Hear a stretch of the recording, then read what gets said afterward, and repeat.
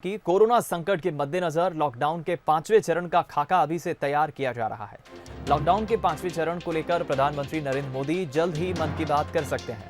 Lockdown के 5वें चरण में कोरोना प्रभावित 11 शहरों को छोड़कर बाकी देश में छूट का दायरा बढ़ाया जा सकता है। दिल्ली, मुंबई, बेंगलुरु, पुणे, ठाणे, इंदौर, चेन्नई, अहमदाबाद, जयपुर, सूरत और कोलकाता में सरकार का खास फोकस होगा।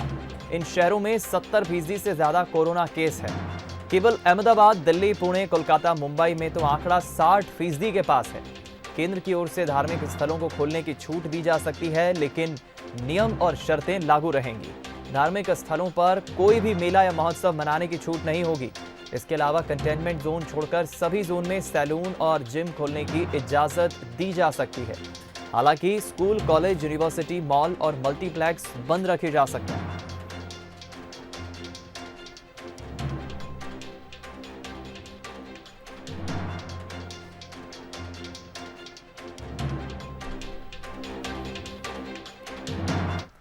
और चलिए बात करते हैं अब प्राइम टाइम में कोरोना हेल्थ बुलेटिन की। मध्य प्रदेश का कोरोना हेल्थ बुलेटिन क्या कह रहा है, आज कहां पर कितने आंकड़े बढ़े, इस पर नजर डाल लेते हैं। प्रदेश भर में आज कोरोना संक्रमित 237 कुल नए केस सामने आए हैं और सबसे ज्यादा मरीज इंदौर से 79 मरीज मिले हैं आज दिन भर में।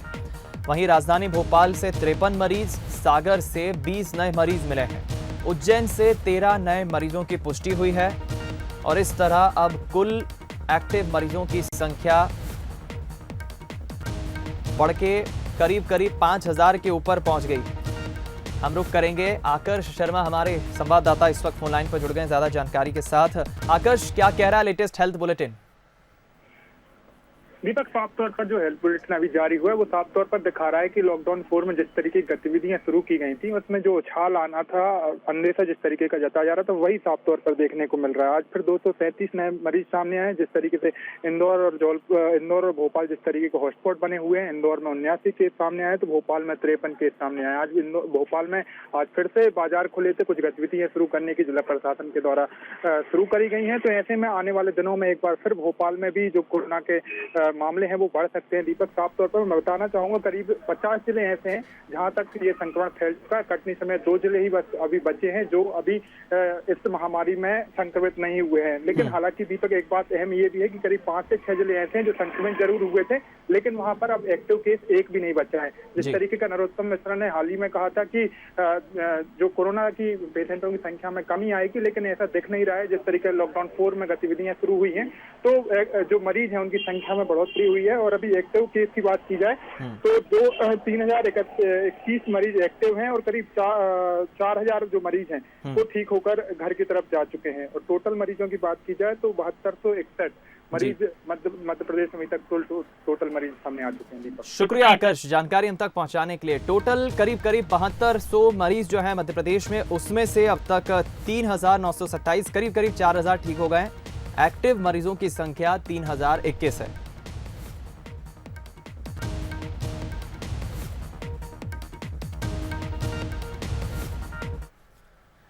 नीमच से खबर मिल रही है इस वक्त, जहां कोरोना संक्रमित 33 नए मरीज मिले हैं नीमच से। जिले में कोरोना पॉजिटिव मरीजों की संख्या अब 150 हुई है। कोरोना से अब तक 3 मरीजों की मौत हो चुकी है। नीमच के जावद में मरीजों की संख्या बढ़ने पर एसडीएम ने कार्रवाई की है। जावद एसडीएम दीपक चौहान को फिलहाल सस्पेंड कर दिया गया है। तो ये एसडीएम पर कार्रवाई हुई है। अचानक से मरीजों की जो संख्या बढ़ी है, लापरवाही के मामले में एसडीएम दीपक चौहान को फिलहाल सस्पेंड किया गया है। 3 मरीजों की अब तक नीमच में मौत हुई है और कुल मरीजों की अब तक जो संख्या 150 हो गई है।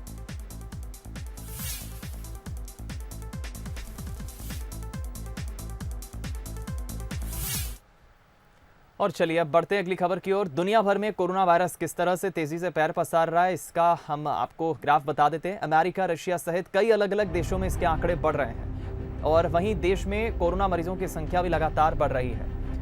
मध्य प्रदेश और छत्तीसगढ़ में फिलहाल क्या है स्थिति कोरोना को लेकर, इस पर एक आंकड़ों पर नजर डाल लेते हैं। जनवरी, फरवरी, मार्च तक स्थिति लगभग ठीक थी।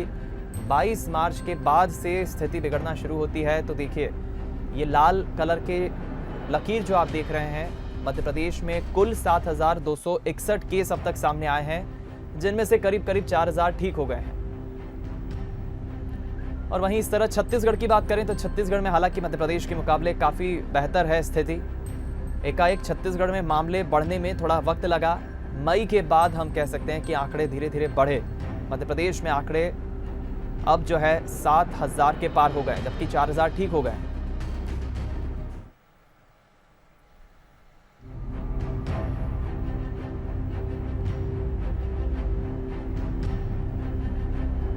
तो भारत के अलग अलग राज्यों में फिलहाल क्या कह रहे हैं कोरोना के आंकड़े, स्थिति, इस पर नजर डाल लेते हैं। मध्य प्रदेश, छत्तीसगढ़, महाराष्ट्र, तमिलनाडु, गुजरात, दिल्ली, राजस्थान, ये अलग अलग राज्य हैं जो आप देख रहे हैं। और अलग अलग जो रंगों की लकीरें आप देख रहे हैं, उसमें लाल रंग की जो लकीर सबसे ऊपर 50,000 को छूती जा रही है जून के महीने में, वो है महाराष्ट्र, जहां आंकड़ा 54,758 के पार पहुंच गया है।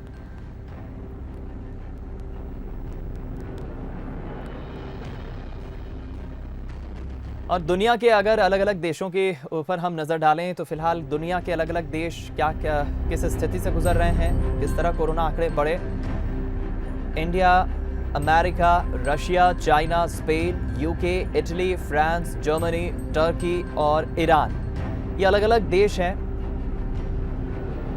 और सबसे प्रभावित आप देखिए नीले रंग की जो लकीर है, जो 15 लाख के आंकड़े को भी पार कर गई है मई के अंत में, यानी कि जून अब शुरू होने वाला है चूंकि 4 दिन बाद। तो अमेरिका में मामले 17,25,000 के पार पहुंच गए। इंडिया इस वक्त 10वें नंबर पर है, करीब करीब 1.5 लाख मरीजों के साथ। लॉकडाउन का चौथा चरण खत्म होने के बाद मुख्यमंत्री शिवराज सिंह चौहान आम जनता से मिलने बाहर निकल सकते हैं। खासतौर पर वो मजदूरों से मिलने पहुंच सकते हैं। खुद मुख्यमंत्री ने कहा है कि वो आम लोगों की समस्याओं को सुनने और उनसे मिलने के लिए बेताब है। कोरोना संक्रमण के चलते वो ऐसा कर नहीं पा रहे हैं और जनता से मुलाकात नहीं कर पा रहे हैं। उन्हें कितनी तकलीफ है, इसका दर्द वो ही जानते हैं। सीएम ने कहा कि लॉकडाउन खत्म होने के बाद वो आम जनता से मुलाकात करेंगे, मगर पूरे एहतियात के साथ, सुरक्षा के साथ। 31 तारीख तक लॉकडाउन है और मैं मर्यादाओं में बंधा हुआ हूँ। अब कैसे रुका हूँ मैं ही जानता हूँ। कितनी मुश्किल से अपने आप को मैंने रोका है, क्योंकि हमको 2 गज की दूरी और कार्यक्रमों में नहीं जाना और बाकी सब चीज़ का पालन करना मैं करूँगा, तब मैं दूसरों को कह सकूँगा। 31 तारीख को लॉकडाउन के बाद अगर देश से लॉकडाउन समाप्त होता है तो मैं फिर सारी सावधानियां जिनका पालन करना चाहिए उनका पालन करते हुए विशेषकर जनता, मजदूर भाई बहनों में मैं जाना प्रारंभ करूँगा। कोरोना संकट के बीच छत्तीसगढ़ की जनता को और रियायत मिली है। अब लोग ऑटो टैक्सी से सफर कर सकेंगे। ये टैक्सी प्रदेश के एक जिले से दूसरे जिले भी जा सकेंगे, लेकिन इसके लिए यात्री को नियम पूर्वक ई पास लेकर आना होगा। वहीं आर्थिक गतिविधियां भी प्रदेश में तेज होंगी। गुरुवार से सप्ताह में 6 दिन बाजार खुलेंगे। शादी विवाह की अनुमति के लिए तहसीलदारों को अधिकार सौंपा गया है। हालांकि रेड जोन के कंटेनमेंट एरिया में कोई बदलाव नहीं किया जाएगा। इसके अलावा कोरोना को लेकर सीएम भूपेश के साथ मंत्रियों और अधिकारियों की जो बैठक हुई, उसमें स्कूल खुलने पर भी चर्चा हुई। 1 जुलाई से छत्तीसगढ़ में स्कूल खुलने की जो संभावना है, सभी स्कूलों को सैनिटाइज किया जाएगा। सोशल डिस्टेंसिंग का पालन करना अनिवार्य होगा। सारी औद्योगिक गतिविधियों को चालू करने के संदर्भ में भी विचार विमर्श किया गया। मॉल और ऐसे कॉम्पैक्ट बाजार जिसमें डिस्टेंसिंग का पालन शायद नहीं हो पाएगा और केंद्र के एडवाइजरी में जो अभी भी बंद है उसको तो बंद रखेंगे। कुछ गतिविधियां बंद है, धार्मिक आयोजन बंद है, राजनीतिक आयोजन बंद है। तो इस प्रकार से निर्णय लिए गए कि बाजार की बाकी गतिविधियां जो हैं शेष बाजार खुले रहेंगे। शादियों के एप्लीकेशन के संदर्भ में आज ही किसी चैनल में दिखाया जा रहा था कि बहुत लंबी लाइन लगी हुई है, कलेक्टर उसको स्वीकृति देता है। तो 50 की संख्या को निर्धारित मानकर ये अधिकार तहसीलदारों को दे दिया गया ताकि शादियों का एप्लीकेशन देने में और सहमति और स्वीकृति लेने में किसी को कठिनाई ना हो।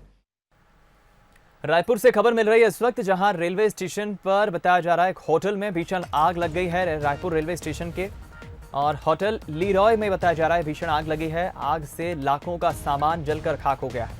आग पर फिलहाल काबू पाने की कोशिश जारी है। गंज थाना क्षेत्र की यह घटना है। ये तस्वीरें देखिए, भयावह तस्वीरें। आग किस तरह से लग गई, काफ़ी नुकसान हुआ है यहाँ पर। आग लगने की सूचना तुरंत फायर कर्मियों को दी गई, जिसके बाद यहां फायर ब्रिगेड की गाड़ी ने पहुंचकर आग पर काबू पाने की कोशिश की।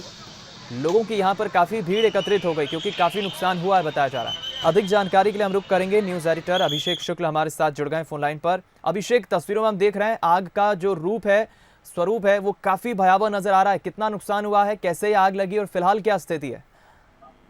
दीपक, देखिए, रेलवे स्टेशन के अंदर ये संचालित होता है होटल लीरॉय, जिसमें आग लगी है और आग बेहद भीषण आग थी। यहाँ पर जीआरपी थाना ने जो बताया उसके मुताबिक आग लगने की जब सूचना भी वहां पहुंचा गया और आग एक हिस्से से दूसरे और फिर तीसरे हिस्से तक भी पहुंच गई। वहां पर भीषण आग इसे कहा जाएगा। हालांकि 3 जो फायर ब्रिगेड की गाड़ियां हैं वो वहां पर तत्काल की और आग बुझाने की कोशिश लगातार की जा रही।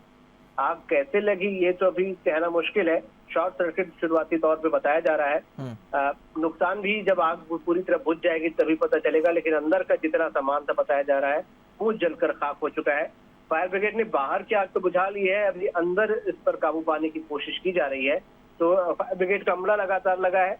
आग भयावह थी, भीषण थी और ऐसी आशंका जताई जा रही है कि अंदर जो कुछ था सब कुछ जलकर खाक हो गया हो। शुक्रिया जानकारी हम तक पहुंचाने के लिए। अभिषेक शुक्ल हमारे न्यूज एडिटर बता रहे हैं कि फिलहाल ही कुछ देर पहले ही आग लगी, काफी नुकसान हुआ है, लेकिन अभी स्पष्ट नहीं हो पाया कैसे आग लगी है। प्रारंभिक तौर पर यही माना जा रहा है शॉर्ट सर्किट कारण हो सकता है, लेकिन ये पूरी तरह से जब आग बुझ जाएगी तभी पता चल पाएगा कितना नुकसान हुआ है। लेकिन ये लीरॉय होटल जो स्टेशन के अंदर से संचालित होती है वहां पर यह आग लगी और काफी नुकसान हुआ है। मध्य प्रदेश में भले ही अभी उपचुनाव की तारीखों का ऐलान न हुआ हो, लेकिन प्रदेश में सियासत जरूर शुरू हो गई है। बीजेपी ने पूर्व सांसद प्रेमचंद गुड्डू को आज पार्टी से निष्कासित कर दिया। निष्कासन के पीछे पार्टी विरोधी गतिविधियां बताई जा रही हैं। इससे पहले प्रेमचंद गुड्डू कई बार अपनी ही पार्टी के खिलाफ बयान दे रहे थे। वरिष्ठ नेता ज्योतिरादित्य सिंधिया और मंत्री तुलसी सिलावट के खिलाफ गुड्डू ने खुली बगावत शुरू कर दी थी। उन्होंने तुलसी सिलावट को इंदौर सांवेर सीट पर चुनौती दे डाली। इसी के बाद से लगातार पूर्व सांसद प्रेमचंद गुड्डू के कांग्रेस में जाने की अटकलें लगाई जा रही हैं। हालांकि अभी तक इसकी कोई पुष्टि नहीं हुई।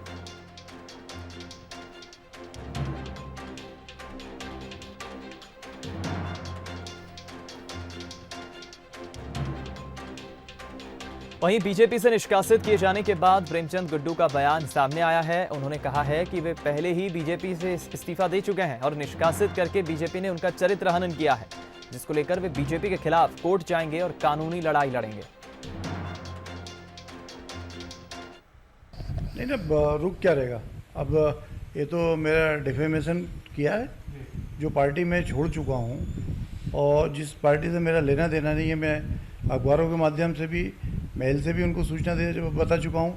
लेकिन इस तरीके से कार्रवाई करना, ये मैं ऐसा मानता हूँ कि मेरा चरित्र हनन करना है और मैं अभी अपने एडवोकेट से राय ले रहा हूँ और इन पे मुकदमे में डिफेमेशन सूट इन पे फाइल करूँगा। कांग्रेस के वरिष्ठ नेता और सांसद विवेक तनखा अपनी पार्टी के मजबूत बनाने के लिए कुछ सुझावों के साथ आगे आए हैं। बंसल न्यूज से खास बातचीत में विवेक तनखा ने कहा है कि राहुल गांधी जनता के हितों के बात करते हैं और जनता के हितों की ही बात वो केंद्र में रखते हैं, लेकिन उसके विपरीत कांग्रेस के कुछ नेता जनता के मुद्दों पर कम रुचि लेते हैं और आपसी मतभेदों और लड़ाई में ज्यादा रुचि दिखाते हैं। बंसल न्यूज हेड शरद द्विवेदी से बातचीत में विवेक तनखा ने कई महत्वपूर्ण बातें कही। और क्या ऐसी चीजें हैं जिन पर आप, मैं समझता हूं इस फोरम पर आप बहुत सारी बातें नहीं कहेंगे, पार्टी के इंटरनल फोरम पर कहेंगे, लेकिन मूल रूप से कुछ ऐसी बातें जिससे ये तो हमें लगे कि कांग्रेस भी एक आत्मनिरीक्षण के मोड पर तो है इस समय। जी, कांग्रेस का जो मुझे एक जो वीकनेस दिखती है, मैं तो उनमें से हूं जो खुल के बोल देता है ये बात। ठीक बात है, जरूरी है। जो वीकनेस दिखती है मुझे कि कांग्रेस में जो पूरी ताकत है जी, जो कि राहुल जी के विशेष के विपरीत है। ये क्योंकि मैं राहुल जी को जानता हूं, राहुल जी की सोच प्रो पीपल है जी। वो चाहते हैं कि आप जनता को कैप्चर करो, आप जनता के इमेजिनेशन की तरफ जाओ। तो हम जनता के इमेजिनेशन को कैप्चर करने में कम इंटरेस्ट लेते हैं और अपने आपस के युद्धों में, अपने आपस की लड़ाइयों में ज्यादा इंटरेस्ट लेते हैं। बड़ी बात कही आप। जिस दिन कांग्रेस की आपस की लड़ाइयां बंद हो जाएं और हम थोड़े निस्वार्थ भाव से जनता के बारे में खाली सोचें, उस दिन कांग्रेस का जो ये एक आभा मंडल है, ये ना कोई बीजेपी ना कोई दूसरी पार्टी पेनिट्रेट कर पाएगी। Congress is the thought process of India. Congress का मतलब क्या है? जी, एवरीबडी टुगेदर, जब सब इकट्ठे हो जाते हैं उसको कांग्रेस कहते हैं। कांग्रेस का मतलब ये था कि हमने देश के सब सांप्रदाय, सब भाव, सब रीजन्स, सब फिलॉसफीज को एक साथ किया और एक मिडिल कोर्ट बनाया। बट इसके लिए एक निस्वार्थ भाव चाहिए। इसके लिए हमको अपने आप से हटके दूसरों के बारे में पहले सोचना पड़ेगा। ये सोच जो पहले कांग्रेस की होती थी, जो जवाहरलाल जी और गांधी जी पहले देश के बारे में सोचते थे, जी, पब्लिक के बारे में सोचते थे, फिर पार्टी तक आते थे। बिल्कुल आज हम पार्टी के बारे में पहले सोचते हैं और फिर समाज के बारे में उसके बाद सोचते हैं। बिल्कुल ठीक है। ये हमारी जी जी। लॉकडाउन से गरीबों की रोजी रोटी पर आए संकट को देखते हुए पूर्व मुख्यमंत्री दिग्विजय सिंह लगातार जगह जगह जाकर लोगों की मदद कर रहे हैं। आज गोविंदपुरा स्थित शिवनगर और भानपुर इलाके में दिग्विजय सिंह ने लोगों को राशन बांटा। इस दौरान उनके साथ मध्य प्रदेश कांग्रेस कोषाध्यक्ष गोविंद गोयल सहित कई नेता मौजूद रहे। इतना ही नहीं, दिग्विजय सिंह ने लोगों की समस्याएं भी सुनी, साथ ही लोगों से लॉकडाउन का पालन करने, सोशल डिस्टेंसिंग का पालन करने की भी अपील की। इस दौरान दिग्विजय सिंह ने प्रदेश सरकार से गरीब वर्ग के लोगों के खातों में 500 रुपए की जगह 7,000 रुपए देने की मांग की। लॉकडाउन में लगातार लोगों को राशन की प्रॉब्लम हो रही है। ऐसे में पूर्व सीएम दिग्विजय सिंह जगह जगह जा रहे हैं और लोगों की मदद कर रहे हैं। हमारे साथ मौजूद भी हैं, सर से हम बात करेंगे। सर, आप यहाँ पर आए शिवनगर में, आपने देखे मजदूरों की, लोगों की परेशानी देखी, किस तरीके से देखते हैं? आज पंडित जवाहरलाल नेहरू जी की पुण्यतिथि है। वो हमारे नेता जिन्होंने इस देश को आज़ादी की लड़ाई लड़ी, आज़ाद कराया महात्मा गांधी के नेतृत्व में, और इस देश को आत्मनिर्भर बनाने के लिए उन्होंने एक मजबूत आर्थिक नींव इस देश की रखी। कोरोना के संकट में मध्य प्रदेश कांग्रेस कमेटी के अध्यक्ष श्री कमलनाथ जी के नेतृत्व में, श्री गोविंद गोयल जी के मार्गदर्शन में हम लोग गरीबों को, मजदूरों को राशन पानी बांट रहे हैं। पूरे प्रदेश में लगभग 10 लाख लोगों को वितरण हुआ है, प्रतिदिन वितरण हुआ है। और भोपाल में भी लगभग 25 से 50 हज़ार पैकेट दिए जा रहे हैं। सरकार लगातार दावे कर रही है कि वो राशन वितरण कर रही, मजदूरों को घर तक पहुंचा रही, लेकिन हालात अब किस तरीके? अभी मैं यहाँ पर आया था तो बिना राशन कार्ड के लोगों को लगभग 900 लोगों की सूची मुझे दी गई है, जो समग्र आईडी के आधार पर उन्हें गल्ला 5 किलो देना चाहिए था, लेकिन वो नहीं मिल पाया है। तो मैं अभी एसडीएम साहब से बात करूँगा, वो सूची दूंगा ताकि उनको दी जा सके। देखो, जैसे ही लॉकडाउन चालू हुआ, मैंने कमलनाथ जी से प्रार्थना की कि साहब ये मध्य प्रदेश में बहुत गरीब की हालत है और बहुत मजबूरी में आदमी है, हमको पीसीसी से खाना बनाने दिया जाए। उन्होंने बनाने का आदेश दिया, उन्होंने सहयोग किया। 25,000 पैकेट का हमने वहाँ से बनाना था, वहाँ से चालू किया तो पूरे मध्य प्रदेश में एक माहौल बना। हमने सामान भी बांटा है और खाना भोजन भी बांटा है, और देखिए आपके सामने बांट रहे हैं। आज हमने जो करा मध्य प्रदेश कांग्रेस कमेटी में कमलनाथ जी के सहयोग से और दिग्विजय सिंह जी के आशीर्वाद से, उसका कारण है कि मध्य प्रदेश में हमारी 230 विधानसभा है। 230 विधानसभा में 9 से 10 लाख पैकेट रोज के बटे हैं। इस हिसाब से 2 महीने में हमने 50-60 लाख पैकेट बांट दिए। कोरोना काल में सोशल डिस्टेंसिंग की जरूरत के चलते प्रशासन ने शादी समारोह की अनुमति लेना जरूरी किया है, लेकिन शासन के इस फरमान का कसडोल में उल्टा असर देखने को मिला। ग्रामीण बड़ी संख्या में अपने बच्चों की शादी की परमिशन लेने कलेक्टर कार्यालय पहुंच गए। सोशल डिस्टेंसिंग की धज्जियां उड़ाई सो अलग। धारा 144 के बावजूद ग्रामीणों के इकट्ठा होने से कलेक्टर कार्यालय में हड़कंप मच गया। कलेक्टर को साफ करना पड़ा। यहां पर कलेक्टर को कहना पड़ा कि ग्रामीण सोशल डिस्टेंसिंग का पालन करते हुए शादी करा सकते हैं, उसके लिए अलग से अनुमति लेने की जरूरत नहीं है।